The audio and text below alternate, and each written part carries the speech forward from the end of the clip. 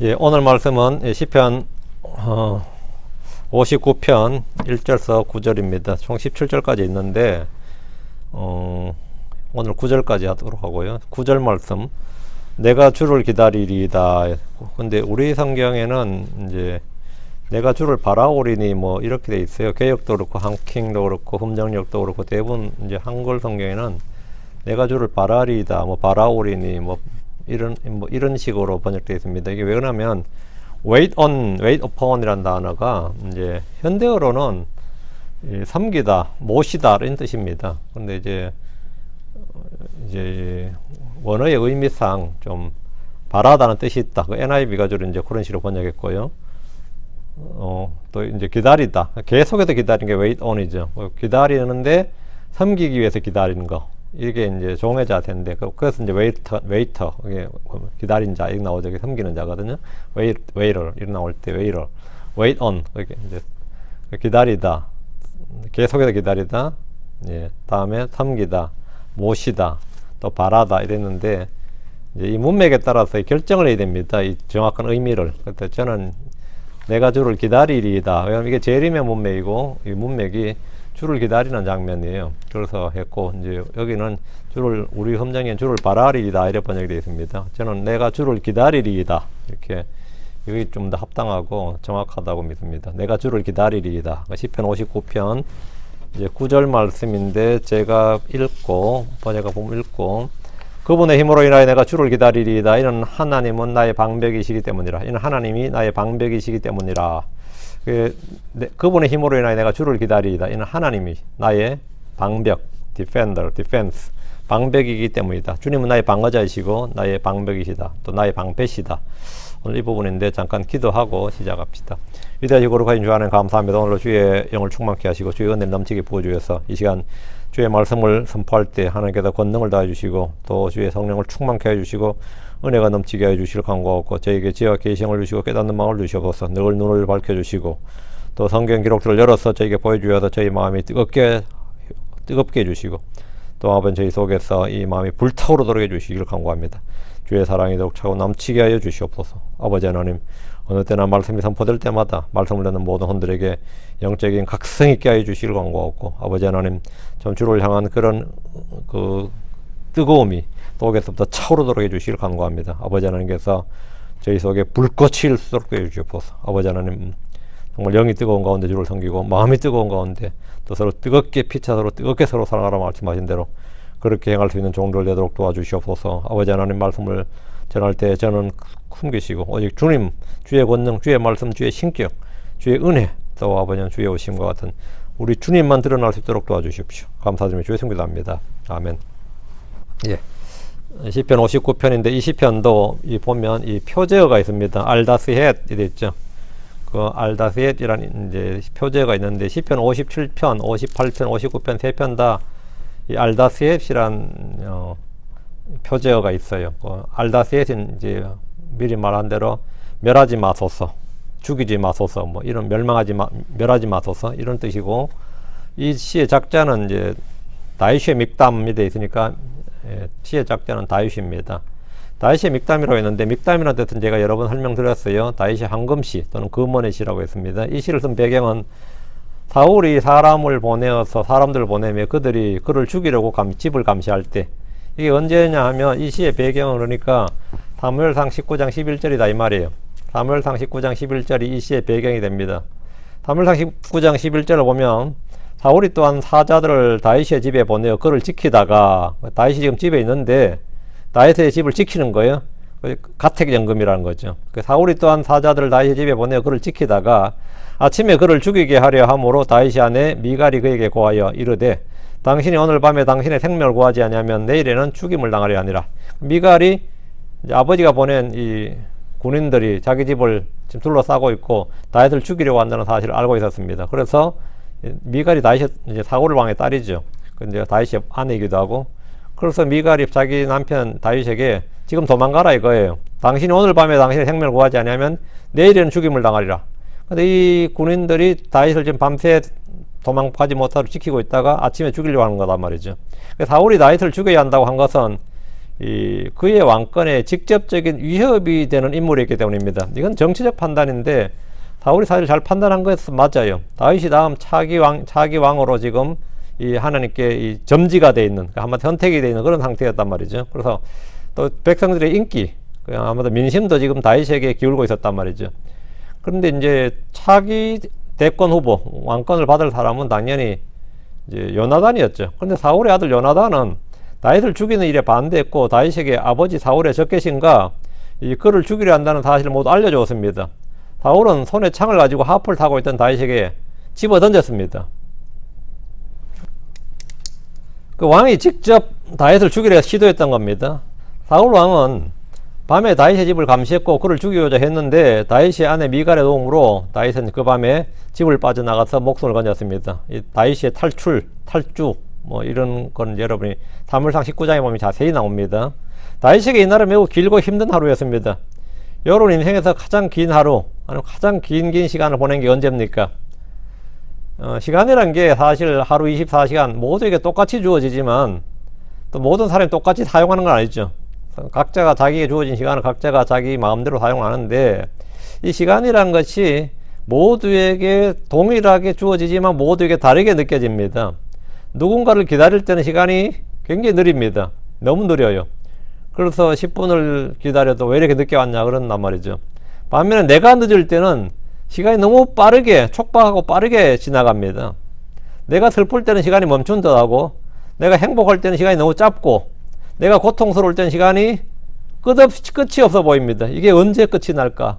그날이 과연 올까? 이런 생각으로 모든 시간은 같은 시각인데 우리는 우리의 상태와 감정에 따라 그 시간의 길이는 다 다르게 느껴지고 시간의 속도가 다르게 느껴진다고요. 시간의 속도, 이 시간에 대한 이게 전부 다 다르게 느껴져요. 그 다윗이 이 시를 쓸 때는 참으로 힘든 시간, 그 힘든 시각을 보내고 있었던 그런 때였습니다. 자, 본문을 보겠습니다. 1절. 내 원수들에게서 나를 구출하소서. 오 나의 하나님이여, 나를 대적하여 일어나는 자들로부터 나를 방하소서. 여기 언더라인.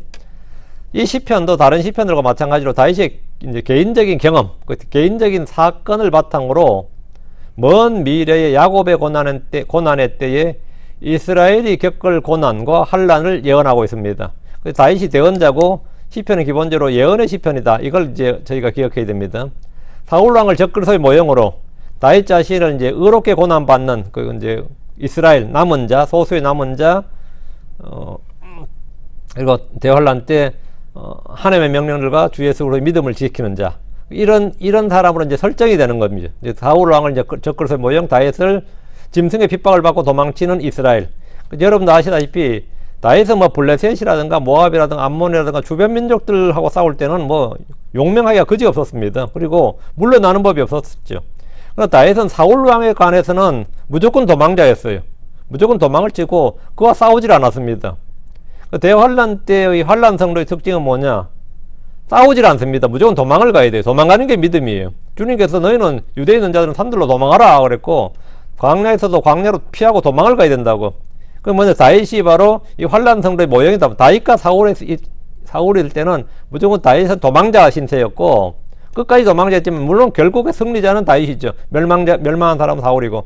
그건 뭘 말하느냐면 이 적그리스도 짐승과 환란 성도, 짐승과 이스라엘의 그 미래에 있을 일에 대한 예표란 말이죠. 그래서 대환란 때 고난받는 이스라엘은 용이나 짐승이나 거짓 대언자, 땅의 왕들과 엄청난 박해를 받긴 하지만 그들과 싸우지 않습니다.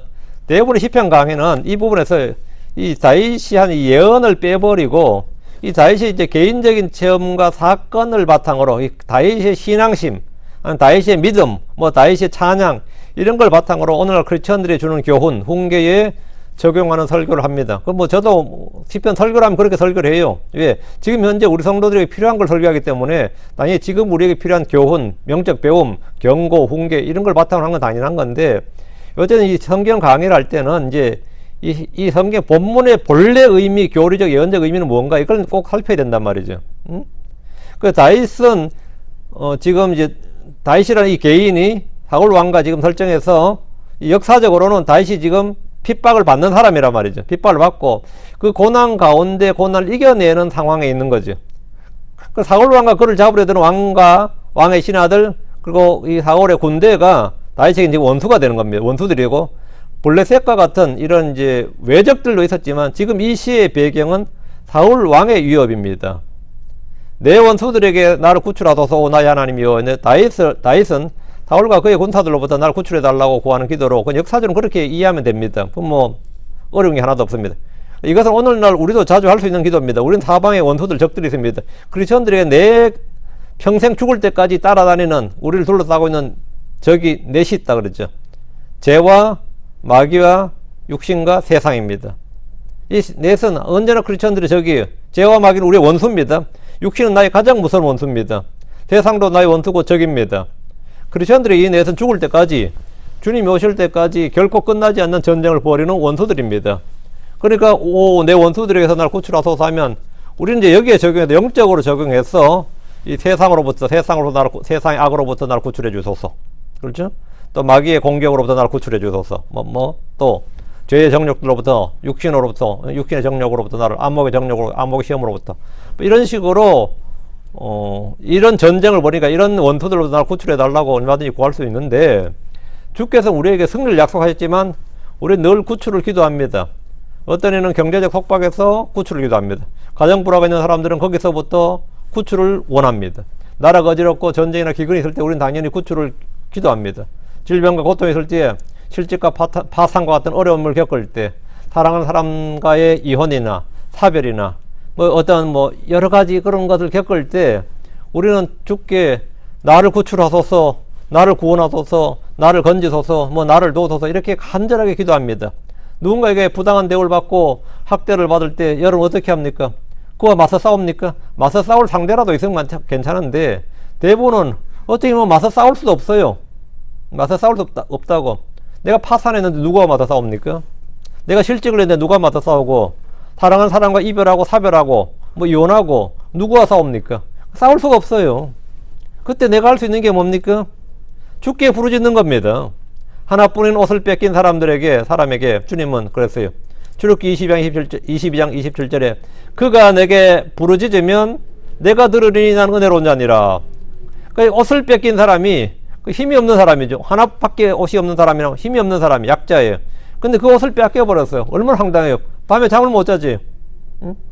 그럼 그가 내게 부르짖으면 내가 들으리니. 주님께서 그런 약한 자, 그런 핍박받는 자의 그 기도로 그 부르짖음을 듣는다는 거죠. 과부나 아이들이 괴롭힘을 당할 때 그들이 주께 부르짖으면 주께서는 그들의 부르짖음을 들으실 것을 약속하셨습니다. 출애굽기 22장 23절에 내가 만일 어떤 식으로든 그들을 괴롭혀서 그들이 어떻게든 내게 부르짖으면 내가 반드시 그들의 부르짖음을 들을 것이요. 내가 반드시 그들의 부르짖음을 듣는다. 내가 반드시. 그렇게 내가 억울함을 당할 때 여러분 학대를 받았다 생각합니다. 부당한 일을 당했어요. 정말 너무 억울해. 어디 하소연할 때도 없고 법에 호소해도 안 되고 이럴 때 여러분이 호소할 곳이 있어요. 주님께 부르짖는 겁니다. 그래서 그들이 어떻게든 내게 부르짖으면 내가 반드시 그들의 부르짖음을 들을 것이요 했습니다. 지금 제가 하는 이런 말은 이런 것은 모두 크리스천들의 영적 교훈적 적용입니다. 영적 교리적으로 적용하면 대환란 때 핍박받는 이스라엘이 주께 구출해 달라는 기도인데 생명을 구해 달라는 거죠. 문자 그대로 생명을 구해 달라는 거예요. 특히 전능자의 큰 날에 있는 전쟁에서 이스라엘은 멸망의 위기에 놓입니다. 주께서 그들을 구출해 주시지 않으면 그들은 지상에서 전멸합니다. 이런 예는 이집트의 파라오 때 페르시아의 하만과 같은 예를 통해서도 생생하게 볼 수 있습니다. 다시 1절 오 나의 하나님이여 나를 대적하여 일어나는 자들로부터 나를 방하소서. 앞에 나온 나의 원수들이 뒤에 이제 나를 대적하여 일어나는 자들 같은 거죠. 그 시편에는 한 구절 속에 아니면 그 구절 앞뒤로 이 설명이 돼 있어요. 나의 원수들, 오 나의 하나님이여 나를 대적하여 일어나는 자들로부터 이게 앞에 나온 나의 원수들에 대한 정확한 설명이란 말이죠. 나를 구출하소서 이 말과 나를 방어하소서 이것도 같은 의미입니다. 하나님 우리의 방패입니다. 주께서 아브라함에게 나는 내 방패요 라고 하셨고 모세는 이스라엘에게 그분은 너를 돕는 방패요 이렇게 말씀하셨습니다. 이스라엘은 사방에 적이 많았기 때문에 튼튼한 방패, 이 방패가 필요했다고. 근데 이 방패가 그냥 무기물에 아니면 어떤 여러분이 마블 영화에 나오는 그런 캡틴 아메리카 같은 그런 방패가 아니단 말이지. 이건 살아있는 전능자가 그들을 지키시는, 바로 그들을 지켜주는, 그 모든 이 적들로부터 우리를 지켜주는 그 방패 말이야. 나는 내 방패요, 그분은 너를 돕는 방패요 했단 말이야. 그 적들로부터 주님께서 완전히 완벽하게 지켜주고 보호해주는 방패다 말이죠. 사무엘상 22장 31절에 다윗은 이 말하기를 하나님으로 말하건대 그분의 길은 완전하고 주의 말씀은 정죄됐나니 그분은 자신을 신뢰하는 모든 자에게 방패가 되시느니라. 그러니까 주님께서 방패가 되신다고요. 하나님을 나의 방패로 삼는 방법은 그분을 신뢰하는 겁니다. 그분은 자신을 신뢰하는 모든 자에게 방패가 되시는도다. 그러니까 주님께서 주님이 나의 방패가 되시면 나는 뭘 갖고 있는 거죠? 하나님을 나의 방패로, 하나님을 나의 보호자로, 하나님을 나의 방어자로 두는 겁니다. 이건 완전 신의 방패를 내가 갖게 되는 거죠. 신의 방패를. 주님을 신뢰하는 자는 주께서 그의 방패가 되십니다. 여러분, 제가 몇 번 이야기했다고 하는데, 요즘 자주 신문에 보면 이지스 함대, 이집스 뭐 체계 이런 게 나와요. 미국의 해군 함대를 이제 이지스 함대 이렇게 하는데, 이지스라는 게 이제 그리스 로마 신화에 나오는 거죠. 제우스의 그 이기스에서 나온 게 이지스입니다. 이게 영어 발음인데, 이지스 함대라 그러죠. 요즘 각 나라마다 이지스 체계를 갖춘다고 합니다. 이지스는 그리스 신화에 나오는 신의 방패란 뜻입니다. 군함용 방공 시스템을 갖춘 배란 뜻인데, 그 함정의 그 방어 시스템으로, 완벽한 방어 시스템을 갖췄다고 그래요. 그 방공 시스템을 갖춘 배란 뜻인데, 그런 배도 포격을 받으면 그냥 바다에 가라앉습니다. 포격을 받으면 그냥 폭격을 바다에 가라앉아요. 그러나 신의 방패인 주와 그분의 말씀은 그 누구도 깨뜨릴 수가 없고 이길 수가 없습니다. 하나님의 방패를 뚫고 들어와서 해칠 수 있는 분 없단 말이에요. 하나님의 방패는 돕는 방패시고 구원의 방패입니다. 나를 방하소서. 방패이신 주님께서 나를 방하신다 말이에요. 나를 둘러 진을 치신다는 거죠. 나를 방하소서. 이 다윗의 기도는 이스라엘 대환란 때 용과 짐승 거짓 대언자 땅의 왕들로의 군대로부터 방어해달라, 지켜달라는 뜻입니다. 물론 역사적 예가 있습니다. 히스기야 때가 대표적인 예였습니다. 그 사내립이 아시리아의 군대 18만 5천 명을 데리고 왔는데, 그들은 사실 뭐 예루살렘 성을 멸하는 건 문제도 아니었습니다. 그런데 주님께서 그들의 방어자가 되셨다고요. 그들의 방패가 되셨다고. 그러니까 그 많은 군대가 그 예루살렘 성을 함락을 못하는 겁니다. 왜? 내일 함락해야지 하고 있는데 그날 밤에 주의 전사가 와서 그들을 18만 5천 명을 죽여버렸는데, 그 주의 칼이 역병이었어요. 그 왕이 겨우 도망을 갔다고. 도망가서 자기 나라에서 자기 아들한테 죽임당했다고. 타네립이. 이게 주의 방패였다고 하죠. 근데 이제 이 가장 강력한 창이 언제냐면, 당시 대환란 때 용과 짐승과 거짓 대언자, 땅의 왕들의 군대로부터 우리를 지켜달라, 방어해달라. 그때가 이제 가장 강력하고 위기할 때인데, 위기 때인데, 주님이 그들을 지켜주는 강력한 방어자, 방패가 된단 말이죠. 그날에 주님 남은 자들에게 은신처, 피난처를 주시고, 그게 페추라죠, 페추라. 방패가 되십니다. 그 시편 119편 114절에 주는 나의 은신처시오, 나의 방패시오니 내가 주의 말씀에 소망을 두나이다. 주는 나의 은신처시오, 주는 나의 방패시오니 내가 주의 말씀에 소망을 두나이다. 주님은 나의 구출자이실 뿐 아니라 방어자십니다. 주님께서 나를 방어하시면 누구도 나를 이길 수가 없습니다. 2절입니다. 불법을 행하는 자들로부터 나를 구출하소서. 또 피 흘리는 자들로부터 나를 구원하소서. 불법을 행하는 자들이 누굽니까?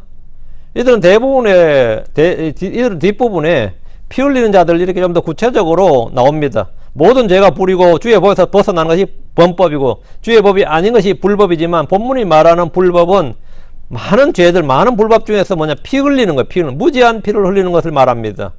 살인자 가인은 의로운 아벨의 피를 흘림으로 불법을 행하는 자였습니다.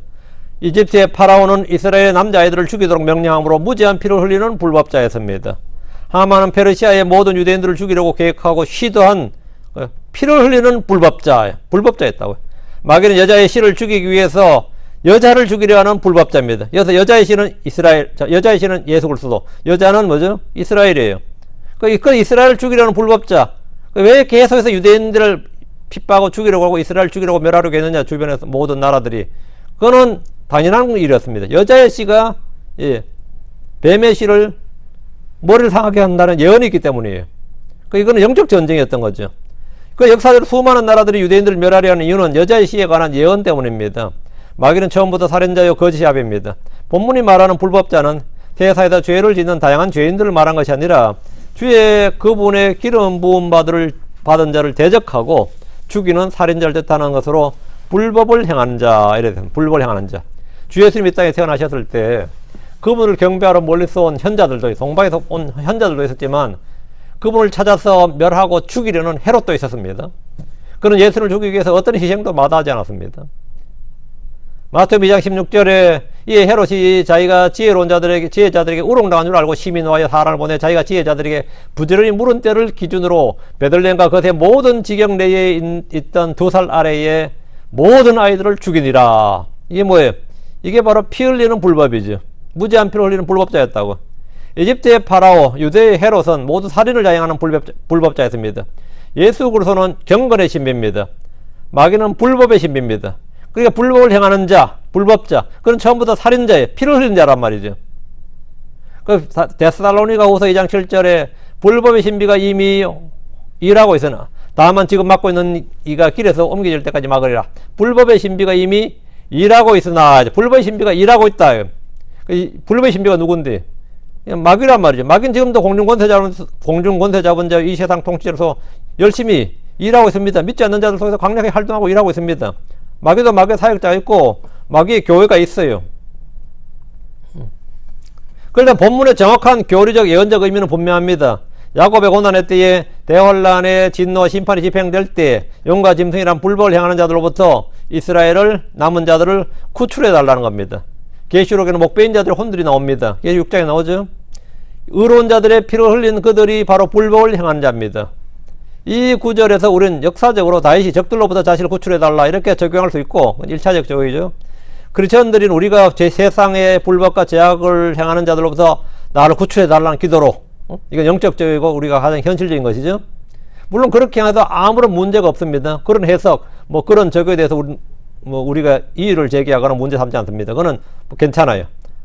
롯은 소돔에 거하면서 불법을 행하는 자들의 행위를 보고 들으면서 날마다 그의 의로운 혼을 괴롭게 했습니다. 주께서는 롯을 불법을 행하는 자들로부터 구출하셨습니다. 불법을 행하는 자들에 대한 가장 강력한 경고 구절은 마태복음 13장 41절 42절이에요. 마태복음 13장 41절 42절에 사람의 아들이 자기 천사들을 보낼 것이요 그들이 실족하게 하는 모든 것과 불법을 행하는 자들을 그의 왕국에서 모아다가 불타는 용광로 속에 던져 넣으리니 거기서 통곡하며 이를 갈미 있으리라 했습니다. 짐승의 표를 받고 그 형상에 경배하며 환난 성도를 괴롭히고 죽이는 자들이 모두 불법을 행하는 자들입니다. 3절입니다. 이들로부터 뭐라고요? 나를 건지시고 나를 구원해 달라고요.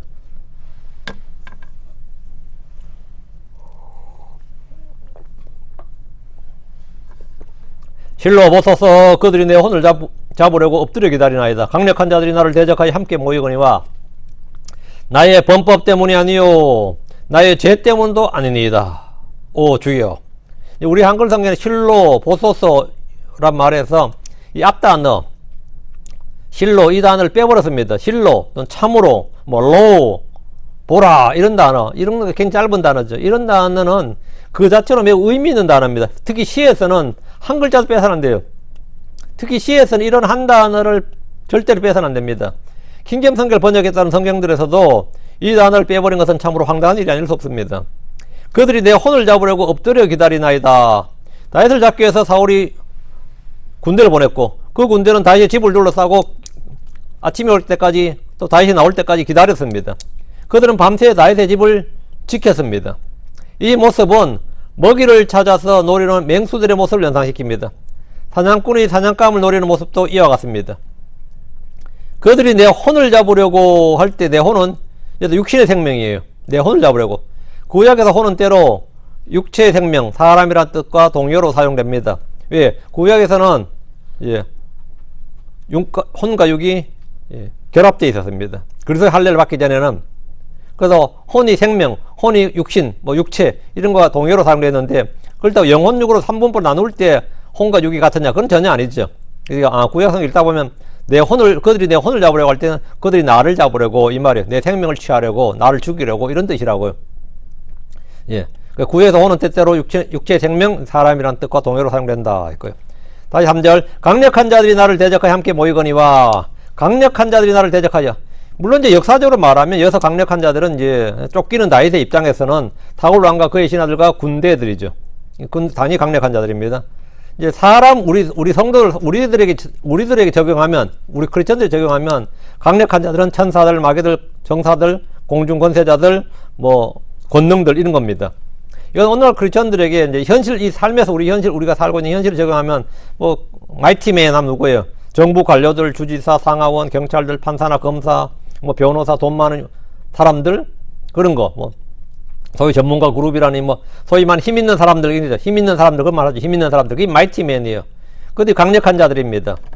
요즘 언론인들도 강력한 자들에 속하고 인기 있는 연예인들도 보면 힘 있는 사람 강력한 자들에 속해요. 옛날에는 그 아무것도 아닌 비류들이었는데 연예인 하면 진짜 뭐 딴따라라고 그랬는데 지금은 인기 스타라잖아요. 스타 아주 강력한 그 힘을 갖고 있다고요. 그래서 선거철만 되면 막 연예인들 섭외하고 막 그러죠. 강력한 자들이 표적을 정해두고 노리면 그런 세상에서 살아남겠습니다. 요즘 보면 제가 미국에서 볼 때는 빅테크 기업들이 가장 그 강력한 자들로 보입니다. 빅테크 기업들이 뭐 선거도 좌지우지할 수 있고 이 빅테크를 활용해서 이 진짜 뭐 이 세상을 자기들 마음대로 막 움직이는 것 같아요. 근데 그런 강력한 자들이 나를 대적했다면 나는 어떻게 될 것 같습니까? 중국의 그 공산당 있죠. 권력자들이 공안을 동원해 가지고 사람들 잡아들인 일은 본인들을 섬뜩하게 합니다. 어느 날 갑자기 사람이 사라지고 없는데 뭐 7개월 8개월 뒤에 나타났다 뭐 1년 뒤에 나타났다 이런 일 뉴스에서 자주 보죠. 한마디로 그들은 뭡니까? 민중들에게 사람들에게 권력자의 무서움, 정부의 두려움을 심어주는 거예요. 말 안 들으면 그들 언제든지 인신구금을 할 수 있고 그들을 뭐 진짜 뭐 죽일 수도 있고 그렇다는 걸 보여주는 거죠. 중국은 공안, 그게 공안이 경찰이거든요. 공안. 중국은 검사가 별 볼 일 없어요. 공안이 최고야. 모든 공안 통치예요. 중국은 경찰 국가인데 공안 통치라고요. 예. 검사들이 자꾸 법을 따지니까 마오쩌둥이 그냥 검사들 없애버리고 그냥 경찰들 직할 통치를 한 거예요. 경찰들에게 힘을 다 몰아주고 경찰들이 다 하도록 한 거라고요. 지금 요즘 한국 정부도 전의 정부가 그렇게 경찰을 키워주고 지금도 경찰권에 경찰에게 권력을 몰아주는 막 일을 하는데 그거 다 공안 통치를 원하는 겁니다. 2차 세계대전 때 독일에 있던 유대인들에게 히틀러와 그의 군대 경찰은 강력한 자들이었습니다. 다윗은 지금 사울왕의 정적으로 몰려서 그런 상태에 놓여 있었습니다. 다윗이 지금 도망자 신세에 있던 쫓기는 자 신세에 있던 다윗에게는 뭐 사울왕도 강력한 자고 그의 신하들도 강력한 자고 그의 군대도 강력한 자고 그런 상태였단 말이죠. 자, 그러면 대환란 때를 한번 생각해 보십시오. 그날의 유대인들은 그날의 성도들은 나치 시대에 살았던 유대인들, 중세의 성경 신자들, 그 로마 교황청이 지배하던 시대, 암흑 시대의 그 성경 신자들, 로마 캐톨릭의 교리에 반대하고 침례를 받았던 사람들 말이에요. 그런 사람들. 뭐 일제시대 때 독립운동가들. 뭐 비교할 수 없는 그런 것보다 더한 거죠. 그날의 유대인들은 나치시대 독일에 살았던 유대인들과 비교할 수 없는 두려움과 공포 속에 사는 겁니다. 주님의 절대적인 보호, 도움. 주님이 그들의 방어자가 되고 방패가 되지 않으면 그건 살 수가 없어요. 대환란 때 온 세상의 왕들, 온 세상의 군대, 모든 민족이 이스라엘을 대적하여 아마겟돈으로 모입니다. 그들을 멸하려 합니다. 용과 짐승과 거짓된 자 그리고 그리고 하여튼 뭐 모든 게 다 이스라엘을 대적합니다.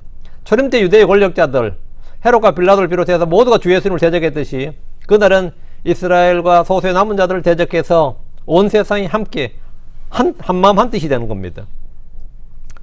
43절 나의 범법 때문도 아니요 나의 죄 때문도 아니니이다. 오 주여. 다윗이 이런 핍박을 받는 것이 그의 범법이나 죄 때문이 아니라 그의 의 때문이었단 말이죠. 다윗만 그런 게 아니고 이건 어느 시대 불문이에요. 아벨이 죽은 것도 그의 죄나 범법 때문이 아닙니다. 그가 의로웠기 때문입니다. 스데반이 죽은 것은 그의 죄 때문이 아니라 그의 의 때문이었습니다. 대언자들 사도들이 죽임을 당한 것은 그들의 범법이나 죄 때문이 아닙니다. 그들의 의 때문입니다. 다니엘이 왜 사자굴에 던져졌습니까? 하냐냐가 왜 불타는 용광로에 던져졌습니까? 예레미야가 왜 우물 속에 갇혔고 요셉이 왜 형제들에게 이집트로 팔려갔습니까? 그들의 범법 때문이 아닙니다. 죄 때문이 아닙니다. 그들의 의 때문입니다. 그들의 의 때문에 그럼 크리스천들이 예수 믿는다는 이유로 왜 핍박을 당하는 겁니까? 예수 믿는 게 왜 죄가 되느냐고. 죄가 아니죠. 범법이 아닙니다. 우리가 그리스도 안에서 의롭고 경건하게 살고자 하면 당연히 핍박을 받습니다. 대환란 때 짐승의 표를 받지 않고 하나님의 명령들을 지키고 예수를 믿는 사람들은 당연히 다윗처럼 죽음의 표적, 타깃이 되는 겁니다. 그 다윗이 나의 범법 때문도 아니요 나의 죄 때문도 아니니다오 주여 했듯이 그날에 환난 성도들은 모두 다 이 말을 하는 겁니다. 나의 범법 때문도 아니요 나의 죄 때문도 아니니다오 주여. 그래서 그들은 죽임을 당한단 말이죠. 그게 바로 순교자들이에요. 4절입니다. 나의 잘못이 없음에도 그들이 달려와서 그들 자신을 예비하오니 깨셔서 나를 도우시고 보시옵소서. 다윗은 나의 잘못이 없다고 그럽니다. 그는 사울에게 죄나 범법은 고사하고 어떤 신뢰도 범하지 않았습니다. 우리 주님은 아무 잘못도 없으셨습니다. 그러나 적들은 잘못이 있고 없고를 따져서 싸우는 것이 아닙니다. 적들이 언제 잘못을 따져요? 그냥 타겟이 정해지고 표적이 정해지면 가서 죽이는 거예요. 원수들은 단지 누가 적으로 설정되면 달려가서 싸우고 죽이는 겁니다. 그들이 달려와서 그들 자신을 예비한다는 것은 공격할 준비를 한다는 것, 죽일 준비를 한다는 말입니다. 전쟁이 선포되면 적으로 향해 진격하는 군인들은 상대의 선악이나 도덕성을 따지지 않습니다. 지금 우크라이나 군대가 러시아의 군인들의 도덕성을 따지겠어요? 아니면 러시아 군대가 우크라이나 군인들을 공격할 때 상대의 선악이나 도덕성을 따지겠어요? 그런 건 없어요. 마찬가지로 우리의 원수들은 우리의 잘못을 따지는 것이 아닙니다. 그냥 죽이는 거예요. 나의 잘못이 없음에도 그들이 달려와서 그들 자신을 예비한다. 죽이려고 준비한다 거예요. 다음, 깨셔서 나를 도우시고 보시옵소서. 이 깨셔서 나를 도우시고 보시옵소서. 깨셔서 누가 깨는 거예요? 지금 이 시대에는 우리한테 주님께서 깨어있으라 그러죠. 성도들이 깨어나야 됩니다. 그날엔 지금 성도들이 주님한테 깨서서 이런다는 거죠. 그게 다르죠. 깨셔서 나를 도우시고 보시옵소서. 이 소절은 주의 재림을 잘 보여주는 문맥입니다. 주의 재림의 문맥임을 보여주는 표현이에요. 주께서 깨신다, 일어나신다 같은 말씀은 주의 지상재림과 연관되어 있습니다. 주께서는 졸지도 아니하시고 주무시지 않는다. 이렇게 시편 121편 4절에 나와요. 이스라엘 하나님은 졸지도 않으시고 주무시지 않는다. 근데 이스라엘은 계속해서 주님께 기도할 때 깨소서 일어나사와 같은 기도를 드리는 일이 많습니다. 시편에 유난히 이런 표현이 많아요. 그건 뭐냐? 그만큼 위급하고 절박하기 때문입니다. 지금 주님이 주무시고 계시다는 그런 의미인데, 오 주여 일어나사, 오 하나님의 일어나사, 이런 표현인데, 이런 지금 이 시대를 어둠이요 밤이요 그런 시대, 이 시기를 그렇게 보기 때문입니다. 주의 오심이 뭐죠? 주의 오심을 새벽별, 아침의 해, 아침 의의 해가 떠오른다 그러잖아요. 예수님 오심을 아침 의의 해가 떠오르는 것, 새벽별로 보기 때문에 나오는 표현이에요. 주님의 오심이 아침 해고 새벽별이니까 지금이 뭐가 되는 거죠? 어둠이 되다. 어둠이 캄캄어둠이야. 대할로는 가장 어둠이 깊은 때예요. 가장 어둠이 깊은 때에 주님 빨리 새벽이 와야 돼. 주님 빨리 일어나셔서 오시란 거지. 제자들은 갈릴리 바다 위에서 파도와 폭풍을 만나서 죽게 되었을 때 배에서 주무시는 예수님을 다급하게 깨웠습니다. 마태복음 8장 25절에 그분의 제자들이 그분께 나와 그분을 깨우며 이르되 주여 우리를 구원하소서 우리가 죽나이다. 그분께 나와 그분을 깨우며 이르되 주님께서 배에서 주무시고 계셨단 말이죠. 주여 우리를 구원하소서 우리가 죽나이다.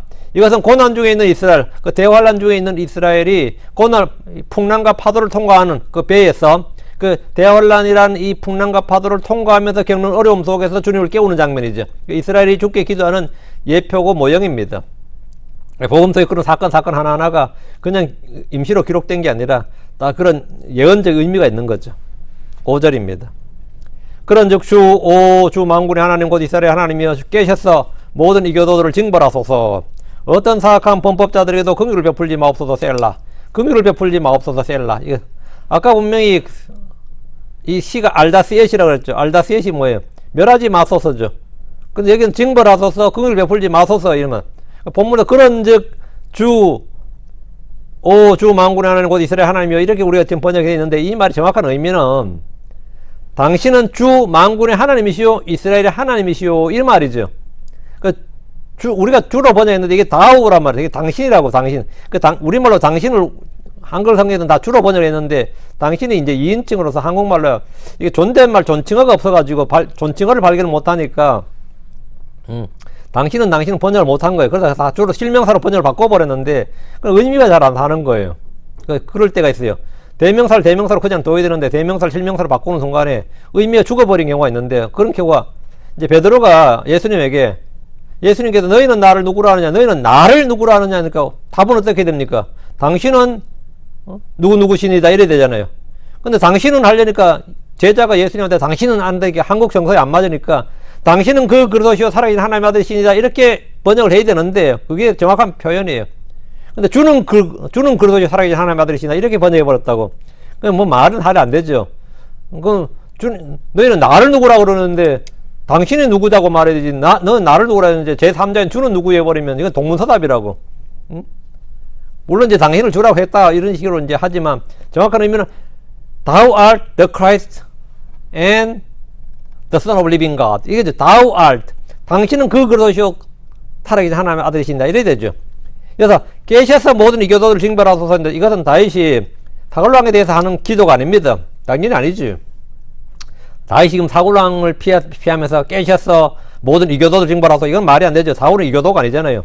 다윗이 사울의 신하도 이교도가 아니고 사울의 군대도 이교도가 아니란 말이죠. 그러니까 깨셔서 모든 이교도를 징벌하소서. 그 5절을 보면 이건 재림의 시편이구나.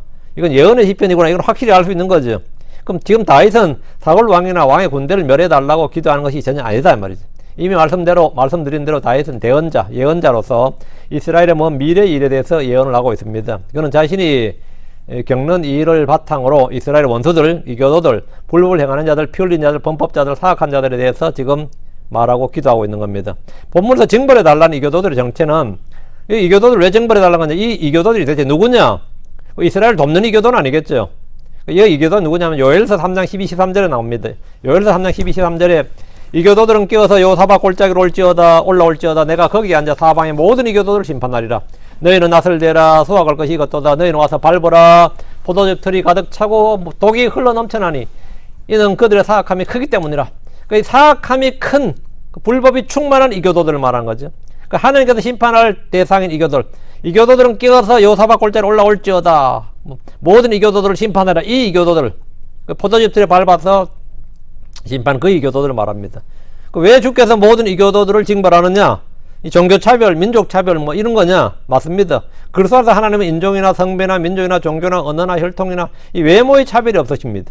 주님은 그리스도 안에서 누구의 차별이 없어요. 하나님 외모를 존중하지 않으시고 외모를 따라 취하지 않으시고 외모를 중히 여기심이 없단 말이에요. 그러나 믿는 자 믿지 않는 자는 분명히 차이를 두고 차별이 있습니다. 모든 이교도들이란 구약에서는 이제 유대교가 아닌 모든 자들 이방인들이 걷는 말이 이교도고 신약에서는 복을 믿지 않는 이방인들이 이교도가 됩니다. 주께서 오실 때 이들은 모두 주의 심판, 주의 경로와 징벌의 대상입니다. 깨셔서 이 말은 주의 재림의 시점을 말합니다. 주께서 심판으로 오시는 것에 대해서 이 주님이 아침해니까 새벽별이고 아침해니까 주께서 오시는 것이 뭐냐면 일어나서 오는 거죠. 주께서 깨셔서 이 말은 주의 재림의 시점을 말하는 거예요. 주께서 심판으로 오시는 것에 대해서 그에 대한 표현으로 이사야 51장 9절에 이제 이게 정확한 이 관주가 나와요. 성경은 성경 자체가 관주라고 그랬어요. 이사야 51장 9절에 오 주의 팔이여 깨소서 힘을 내소서 옛날과 같이 옛 세대들과 같이 깨소서 라합을 베시고 그 용을 상하게 하시니까 주가 아니시나이까. 여러분 깨소서 연손으로 바로 요 이야기. 그러니까 주님께서 이제 오셔서 일을 행하시라는 이 말이죠. 그래서 우리를 구출하시고 원수들을 멸해달라는 그 이야기입니다. 다시 5절 어떤 사악한 범법자들에게도 긍휼을 베풀지 마시옵소서 셀라. 일반적으로 성경은 사악한 자들 죄인들에 대해서 오래 참고 긍휼을 베풀고 회개를 촉구합니다. 근데 본문은 그들에게 긍휼을 베풀지 말라고 합니다. 이 말은 심판해 달라는 말입니다. 용서해 주지 말고 은혜 베풀지 말고 심판해 달라는 거예요.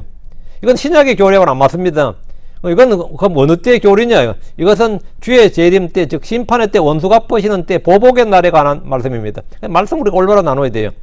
우리는 성경에서 어떤 곳에는 읽으니까 용서하라, 긍휼을 베풀라, 은혜를 베풀라 이런 말을 보는데 또 어떤 곳에서는 용서하지 마소서, 긍휼을 베풀지 마소서, 진노를 쏟아부으소서, 징벌하소서 이런 말을 봅니다.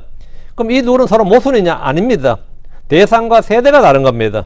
진리의 말씀을 올바로 나누어 공부하라는 말씀은 바로 이런 이유 때문입니다. 대상과 세대를 나누라 이거예요.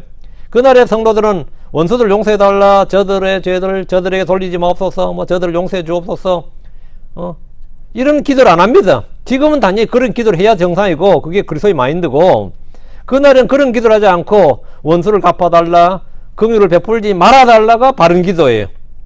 여보 셀라나 셀라란 말이 나올 때면 그 구절은 재림의 구절입니다. 6절 그들이 저녁에 돌아와서 개처럼 짖으며 도시를 돌아다니나이다.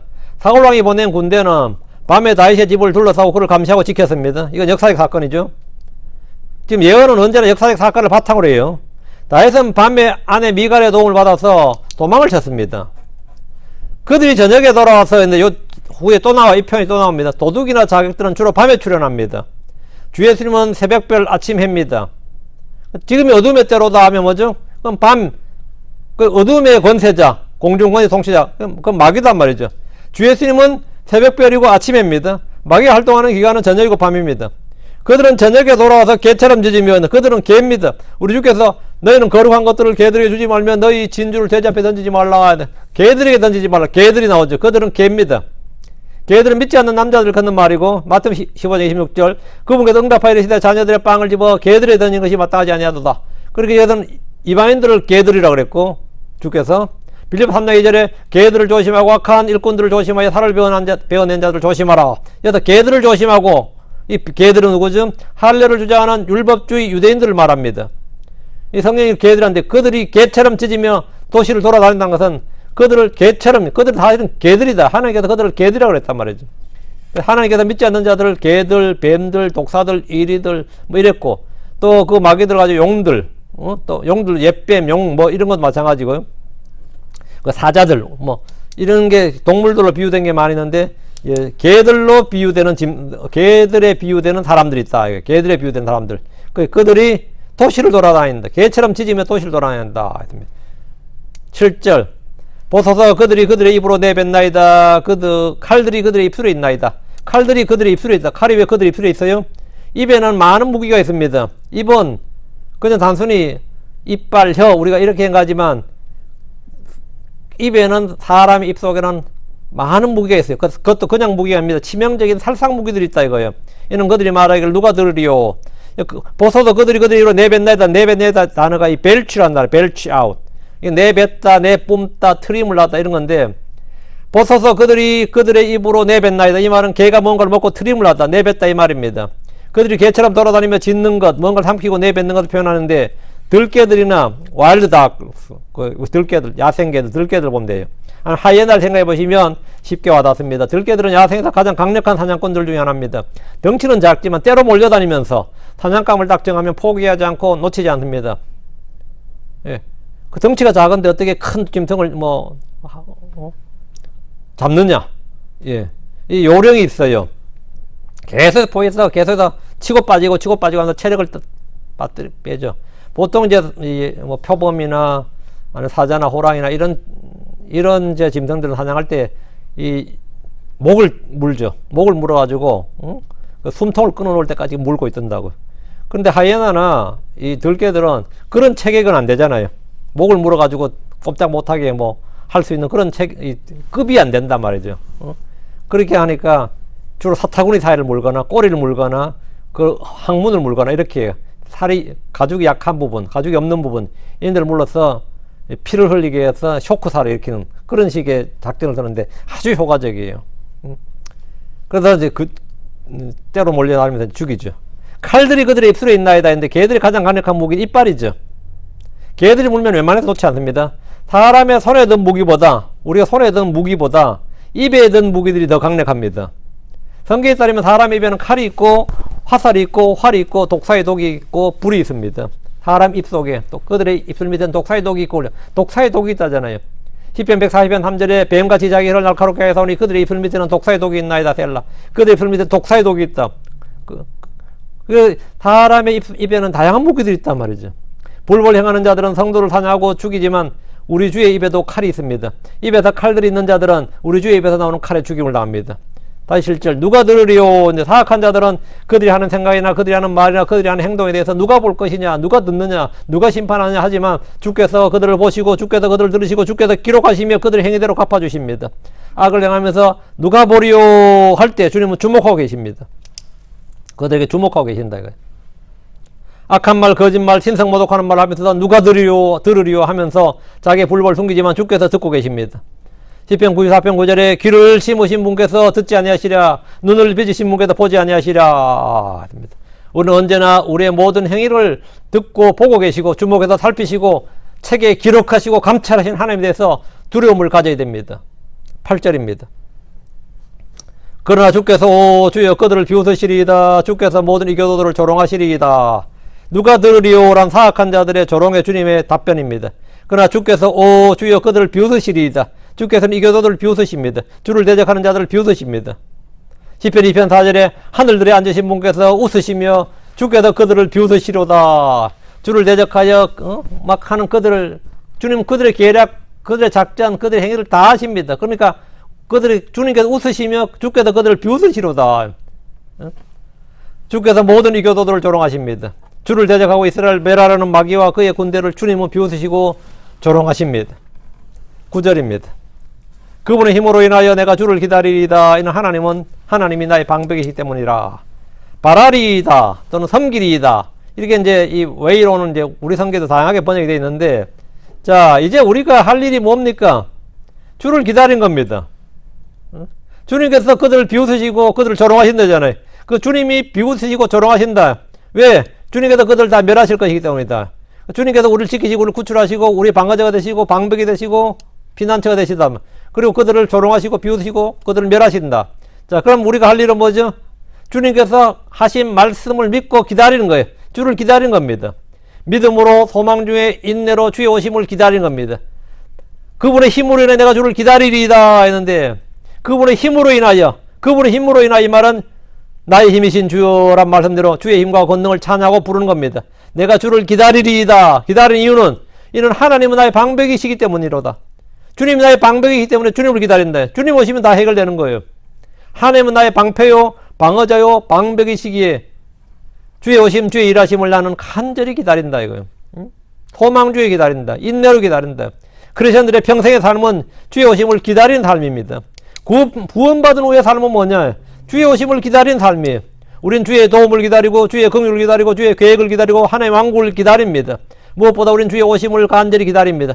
주께서 내가 속히 가리라. 그럼 우린 뭐죠? 주여 아멘 주 예수여 그리하옵소서 어서 오시옵소서. 데살로니가후서 3장 5절에 주께서 너희 마음을 인도하사 하늘을 사랑하게 하고 또 인내하며 그리스도를 기다리게 하시길 원하노라. 그래서 성경이 우리에게 하는 말이 하늘을 사랑하게 하고 인내로 주를 기다리게 하신다 이거예요. 그 성도는 뭐 하는 사람이냐? 주를 기다리는 사람들이에요. 우린 주를 기다리는 사람, 주의 재림, 주의 오심을 기다리는 사람이에요. 그럼 주님께서 문자적으로 공중의 구름을 타고 오시는 것, 그 주의 재림이 아니라도 우리는 주의 도우심, 주의 힘을 기다립니다. 주의 구원을 기다리고 주의 위로를 기다리고 우리는 하여튼 주의 뭘 기다린다고. 항상 기다려요. 위로부터 내려오는 걸 기다린다고. 디도 2장 13절 저 복된 소망과 위대하신 하나님 곧 우리의 구원자 주 예수로 영광스러운 나타나심을 기다리게 하셨느니라. 기다리게 하셨다. 여러분 지금 주의 오심을 기다리고 있습니까?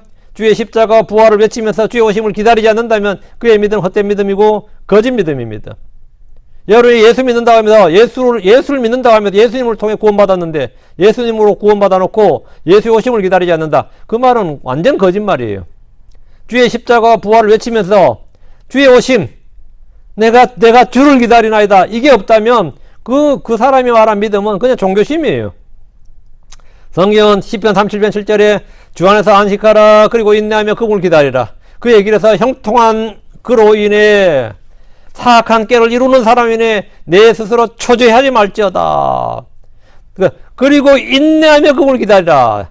광야 이스라엘 회중은 산에 올라가 모세를 기다리지 못해서 우상숭배에 빠져들었습니다.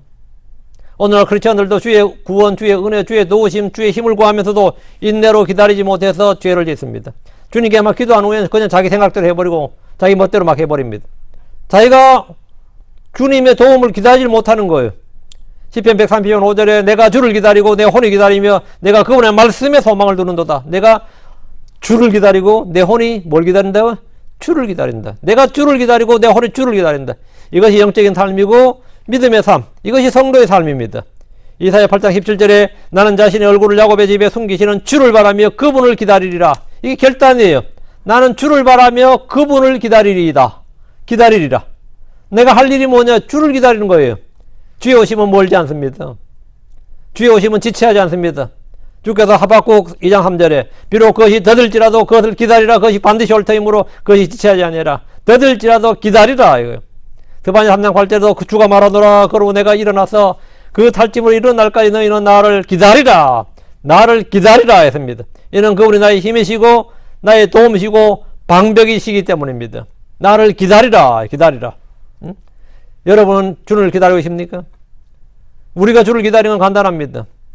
그분으로부터 모든 것이 오기 때문입니다. 응? 주님으로부터. 그러니까 주님께서 너무 힘들다 그러면 주의 도움을 기다리면 됩니다. 응?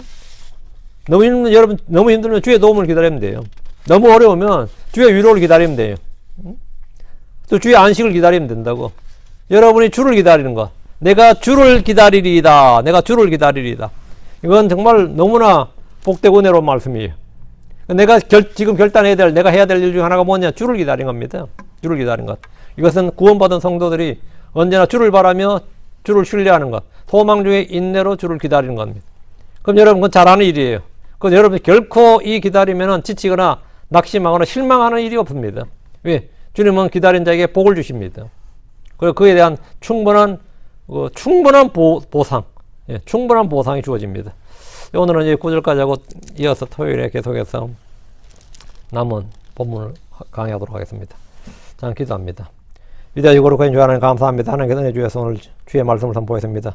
선포한 모든 말씀들 참 은혜롭고 복된 가운데 성도들 마음에서 자리 잡게 해 주시옵시고 모든 성도들이 말씀을 잘 듣고 또 이 말씀에 따라서 행할 수 있도록 해주시옵소서. 무엇보다도 저희가 구원받은 성도들로서 주의 오심을 간절히 열망하고 소망 중에 인내로 믿음으로 기다리게 하시기를 원합니다. 사랑 아버지 하나님, 또 이 땅에 사는 동안 주의 도움을 기다리고 주의 구출을 기다리고 주의 힘, 주의 지혜, 주께 속한 모든 것들 또 하늘로부터 내려오는 복을 저희가 기다리고 또 그 기다림에 결코 실망한 일이 없고 또 아버지는 결코 거기에 대해서 저희가 낙심한 일이 없다는 사실을 믿습니다.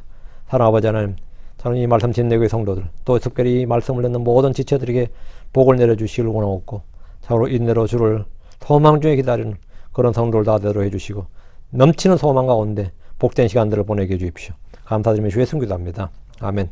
아멘.